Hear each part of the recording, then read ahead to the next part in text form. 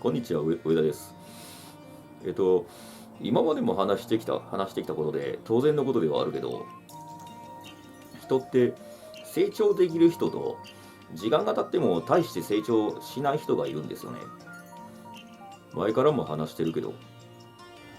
それでその成長しない人の特徴なんですが、成長しない人は、基本的にどんなことでも最初から不可能と決めてしまう傾向にあるんですね。これはできないとか、あれはできないとか、実際全くわからないことでも、勝手に不可能と決めてしまうんですね。それでは、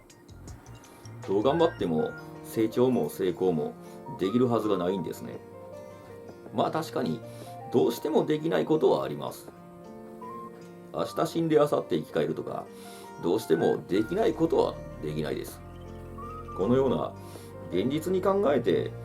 どうしても不可能なことは永遠に不可能です。しかし、時間をかけて努力をすれば可能となることは結構たくさんあると思います。こういった YouTube チャンネルを作るのもその一つだと思います。時間さえかけて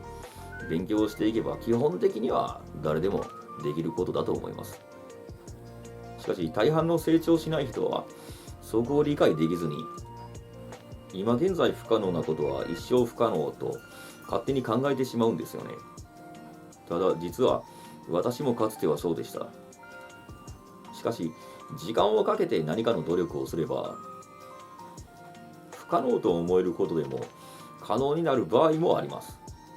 それで私の場合は、誰かと人間関係を築くことが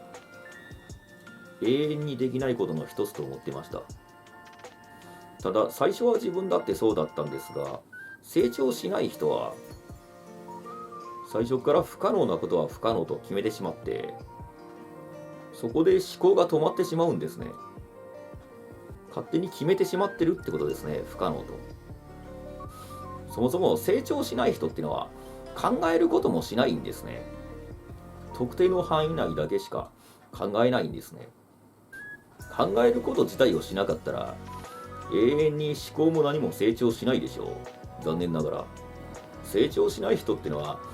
マインドや思考が足りないというか、そもそも考えること自体をしないんですね。最初から諦めてしまって考えること自体に意味がないと勝手に決めてしまってるんですね。考えること自体に意味がないと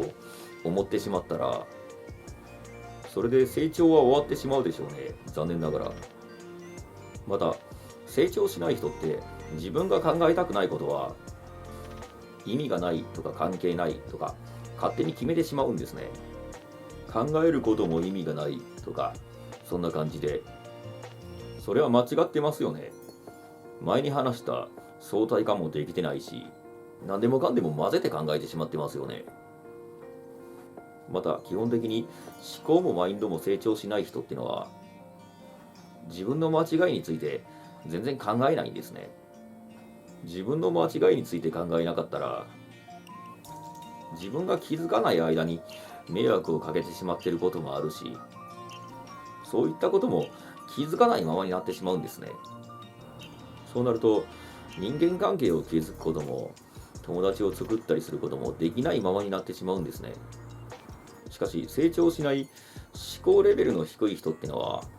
そもそも考えないから、その原因に気づかないんですね。それがさらに悪循環になってしまうんですね。普通、友達ができないとか、人間関係を築けないとかは、関わる相手にもよるけど、どう考えても自分自身に盲知道があるからなんですが、その原因を考えないっていうのはまずいですよね。普通は考えないといけないことのはずなんでね。また成長しない人っていうのは何でも他人のせいにしてしまうんですね。友達ができないのは相手が悪い。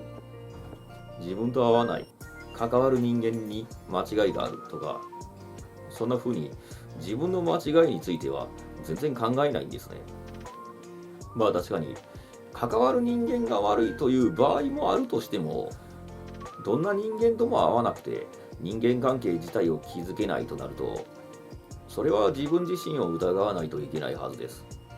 しかし成長しない人は自分を疑わないんですね。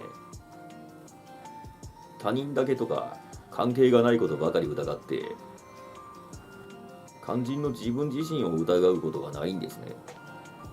自分を疑わないと自分の間違いに気づけるはずがないですよね。それに思考の基準もおかしいですよね。成長しない人は何でも人のせいにしてしまうし、自分以外のことだけを疑ってしまうんですね。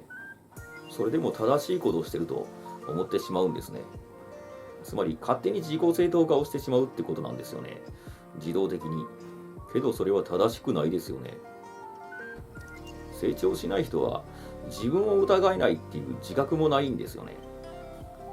自分の落ち度は丸投げで自分は全く間違ってないと勝手に思い込んでしまうっていうのはおかしいですよね。本当に全く自分に間違いがないほどすごい人だったら必ず仲間も増えて人間関係も築けるはずで、仕事でもどんなことでもうまくいくし、大した悩みだってないはずですよね。しかしそれができないし、そうならないってことは何か落ち度があるはずですよね。しかし残念なことに思考が成長しない人はどうしてか自分は全く間違ってないとか、そんな変な思考を持ってしまうんですね。おそらく何かの認知バイアスが存在するんだと思います。ただしそう言ってる私自身も完全に自分の落ち度を理解できてるかと言ったら、それは分かりません。完全とは言えないと思います。ひとまず今回はこれで以上となります。それではまた。